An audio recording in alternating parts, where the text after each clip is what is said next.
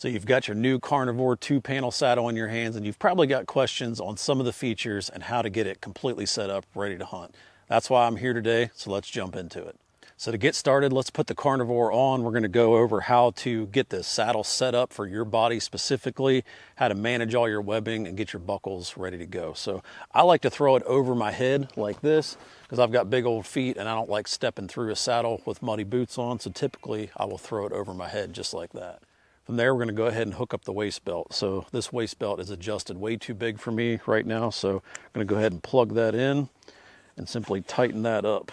Now, if this buckle is not in the center where you would ideally need it, the belt will slide in the body of the saddle. So once you've got it somewhat snug, go ahead and center the buckle on your body and make sure it's somewhat snug. It doesn't have to be super tight. From there, we're going to take this excess webbing, if you would happen to have any, roll it inward like this. You're going to leave yourself just a little bit of space, a couple inches here from the buckle. That way you can make some small adjustments if you need to. Then just slide your elastic webbing keeper over top of that. From there, we're going to go to the leg straps. Again, these are way too long for me currently, so we're going to plug these in right here and then tighten this down. You need it just snug. It doesn't need to be super tight. I'm going to do it on this side and do the same thing. You want to leave yourself a little bit of room so you can move your legs as you're climbing and walking in the woods and whatnot. So we're going to do the same thing with our excess webbing here. We're going to roll it inward toward yourself. Same deal. Leave a couple inches from the buckle to this wad of extra webbing here and then slide your webbing keeper up over that. Simply repeat for the other side.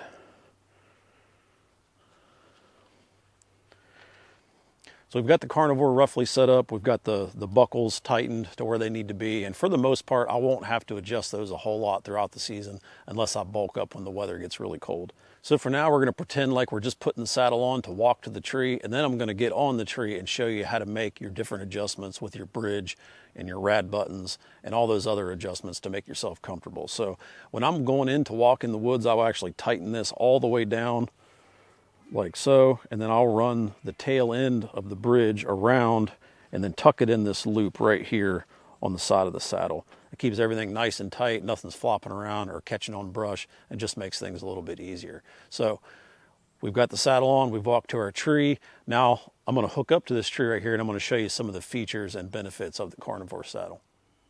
All right, so we're at the tree here. I'm going to go ahead and take my excess end of my bridge here and I'm going to open this up. And typically I will leave a good 8 to 10 inches sometimes of this bridge hanging out just as a starting point. So I'm going to start right there, go ahead and hook up and lock the carabiner. I'm actually going to tighten this just a little bit more. This saddle's got a little bit longer of a bridge on it. All right, from here we're going to go ahead and set back in it just in single panel mode. We're not going to put it into dual panel mode yet. We'll go ahead and set back in it here, and we're going to go over the bridge and the adjustment on the quad lock bridge. Now, this bridge may look intimidating and complicated at first, but there's really not a whole lot to it when it comes to adjusting it, and it's very easy. So if you look at these tabs on the inside of the bridge, these are what you're going to use to adjust. So to break this girth hitch free that's built into the bridge, you're simply going to pick your weight up a little bit and pull on this tab. And what that does is that frees up the inner leg of this saddle, or on this bridge I should say, to where this will move. So you can simply adjust that by pulling on it, top or bottom, and then when you want to lock it off, you just put your weight back into it. And the way that bites down, it's going to lock that down, and it's going to transfer the pressure point from top to bottom, much like our comfort channels did in the Phantom saddle. So say I want to feel more pressure on the top, I would simply pick this up like this to break the binding of it, and then I'm going to pull on the bottom leg, and that's essentially going to shorten the top of the saddle.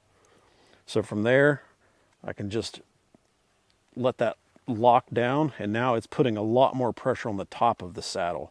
So then I can go ahead and do that on the other side if I feel like that's where I want it. So I'm actually going to adjust it back to a more neutral position. So I just broke the knot free. I'm going to grab the top of the inside leg right here, and I'm simply going to pull it just like that. So the only thing you really need to remember on the Carnivore Saddle with the quad lock bridge is that your adjustment is made using these two inside legs on your bridge right here. So these are the only two that you need to pull on. The outside ones are fixed. You don't have to pull on those. So all your adjustment comes from these two right here. Now another thing to add while we're talking about the quad lock bridge is our bridge bushings. Now these go inside of this knot right here, and that basically allows the inner legs of this right here where your adjustment comes from to free slide.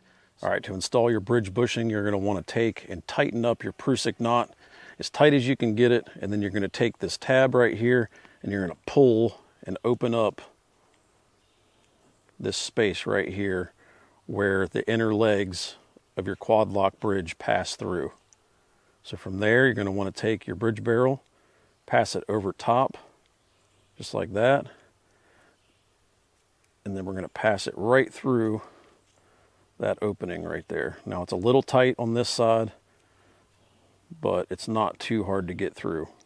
So once we get that through, just like that, hopefully you can see that, I'm gonna leave the open end right against the leg of this loop right here. And then I'm simply gonna put my weight into it. And then that allows the saddle to free float through that bridge barrel.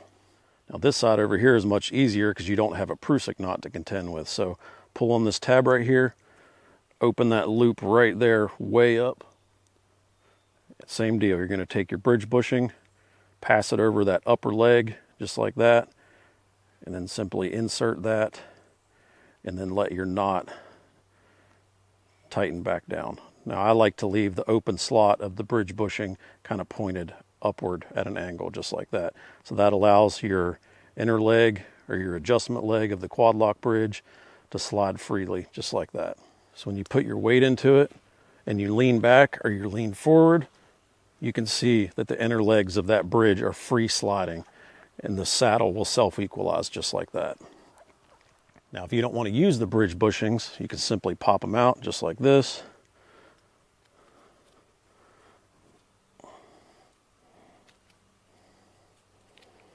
All right, so we've got our bridge adjusted, we've got our bridge barrels installed here, so it's in free float mode, and now we're gonna put it into 2-panel mode. Now this saddle feels awesome as a single panel saddle, but what's really nice on those long sits is being able to spread this saddle apart and having a lot more real estate to get comfortable. So to go from single panel mode to dual panel mode, it's as easy as reaching back and pulling the collar on the rad button, just like this. It will disconnect, and then you can drop your saddle down and adjust that to wherever you feel comfortable. So from there, I like to start with the bottom panel overlapping the top right on this bottom webbing right here. So that's a really good starting point. And just doing that right there makes it feel much, much bigger than it actually is. You've got a lot of room there to get comfortable. But from there, you can reach down, you can grab these little side loops down here. That's exactly what those are for. You could pull it down even farther. So if you want to sit into the tree and you want to really pull this second panel down, there's no right or wrong way to do that. You can put that panel wherever you want. You could overlap the top part of the saddle like that. You could drop it down, and you could drop it way down if you really want to. It just totally depends on how you want it to feel, which is really nice. So the hunt's over, it's time to climb down, and the first thing you're gonna wanna do is to reach back and reconnect your rad buttons.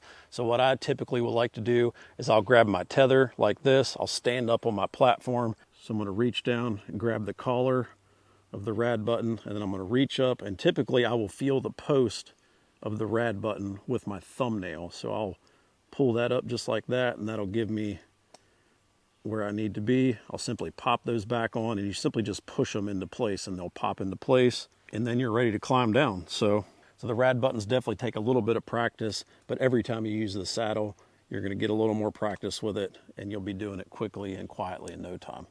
All right, guys, so that's how you initially set up your Carnivore saddle. Take a few minutes, get outside, practice at ground level with the different features, practice adjusting the bridge, using your rad buttons. By the time hunting season rolls around, you'll be ready to go.